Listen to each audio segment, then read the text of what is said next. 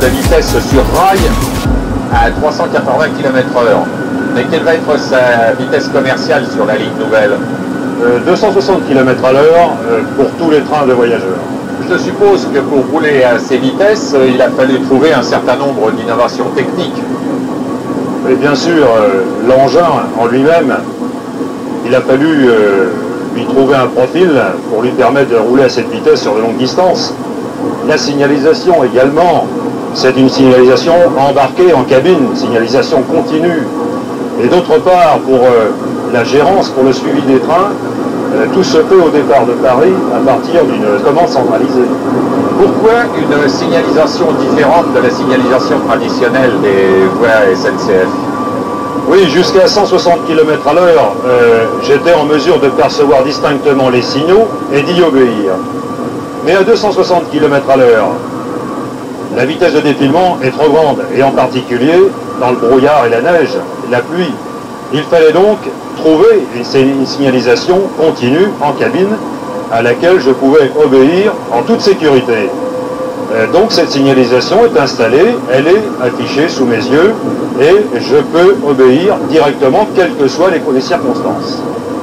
Quelle est la distance d'arrêt d'une rame comme celle-ci lancée à 260 km/h? En freinage d'urgence, 3200 mètres.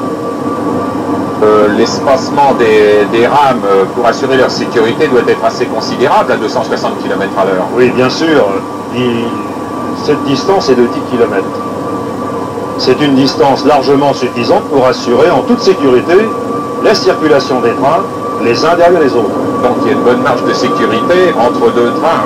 Oui, bien sûr, sur 5 cantons, puisque chaque canton fait 2100 mètres, nous avons donc plus de 10 km pour assurer la sécurité. Si je m'arrête en 3100 mètres, il existe une bonne zone tampon de sécurité. Cette signalisation spéciale, elle repose sur quel principe? Bien sûr, ce principe de l'occupation du circuit de bois. Le principe, c'est dans les deux rails, un circuit de bois en courant alternatif. Et ce courant alternatif transporte des informations qui sont modulées et captées par l'engin au moyen de deux capteurs situés à l'avant, devant le premier essieu moteur. Ces informations sont traitées à bord de l'engin par une centrale électronique et affichées sous mes yeux. Si un train est arrêté devant moi à 10 km, au premier canton, je vais donc rencontrer une signalisation restrictive de VL 260. Puis je vais rencontrer une information 220, puis une information 160, puis une information 0. Je vais donc m'arrêter devant un repère et selon l'information de cabine, il peut être 0 ou rouge. Je vais donc m'arrêter. Le train arrêté sera donc devant moi à un canton de sécurité.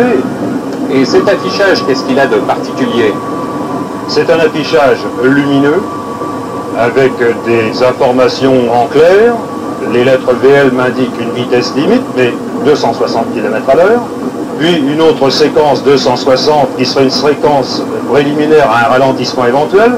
Puis 220 annonce, puis 160 annonce, puis un 0 qui me commande l'arrêt avant un repère d'un canton occupé.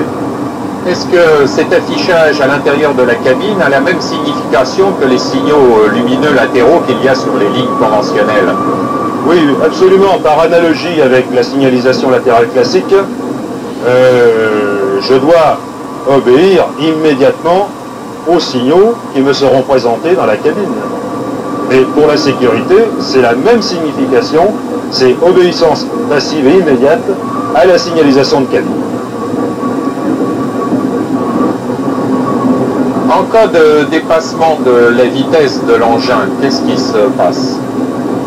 Eh bien, j'ai eu une information de ralentissement de 120 km/h en annonce. Si, à l'exécution, je n'ai pas obéi et que, imaginons, je roule encore à 238 km/h, l'engin est pris systématiquement en charge par la centrale de surveillance. La vitesse est de 220, mais au-delà de 235, c'est le freinage d'urgence et la coupure d'alimentation du courant moteur de traction. Et la signalisation vous donne quelles autres indications sur le tableau de bord? Oui, eh bien, pour entrer en ligne nouvelle, il faut armer la signalisation en cabine. Donc une balise ponctuelle à l'entrée de la ligne nouvelle va armer le dispositif. Je vais vérifier le bon fonctionnement. Dans ce visualisateur droit que vous voyez ici, j'ai des informations complémentaires. J'ai le voyant sectionnement. Je dois couper le courant. Ensuite, un TGV à destination de Genève va sortir de la ligne nouvelle à Mâcon.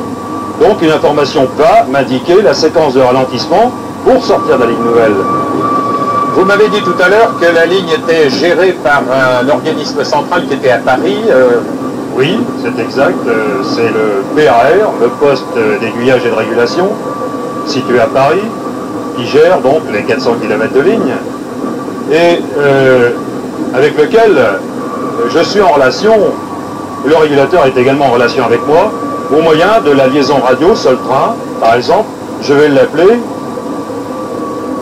Régulateur. Régulateur, écoute. Le mécanicien du train 627, je vous demande si je peux conserver mon avance de 5 minutes jusqu'à Mâcon-Locher. D'accord, 627. D'accord, merci.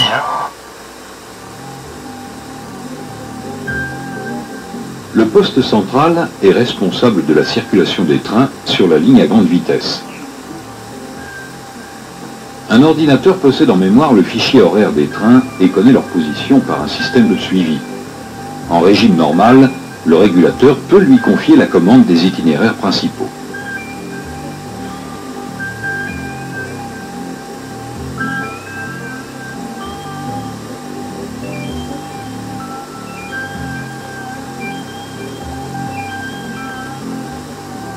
Le poste central télécommande les 18 postes d'aiguillage de type PRS de la ligne.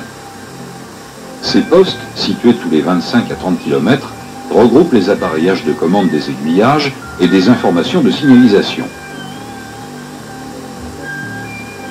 Le régulateur connaît à tout moment le tracé des itinéraires et la position des trains en observant le tableau de contrôle optique. Le poste central surveille également l'état des boîtes d'essieu des rames en circulation à partir des informations reçues des détecteurs de boîtes chaudes répartis tous les 50 km.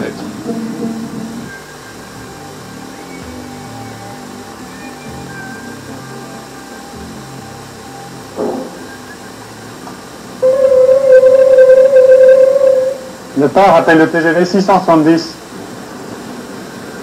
670, écoute. Bon, par suite d'incident, on va vous détourner sur la voie 4 à la cour d'Arsenal. Nous avons des travaux sur la voie 2. Et par la suite, vous serez banalisé de la Cour d'Arsenal jusqu'à Pasilly sur la voie voie 1. Bien compris. Merci. Le régulateur a la possibilité à tout moment de reprendre la commande manuelle des itinéraires principaux, par exemple en cas de circulation exceptionnelle, d'incident ou de défaillance de l'ordinateur. Il se sert de la banalisation des voies et des communications installées tous les 30 km pour acheminer les trains dans les meilleures conditions.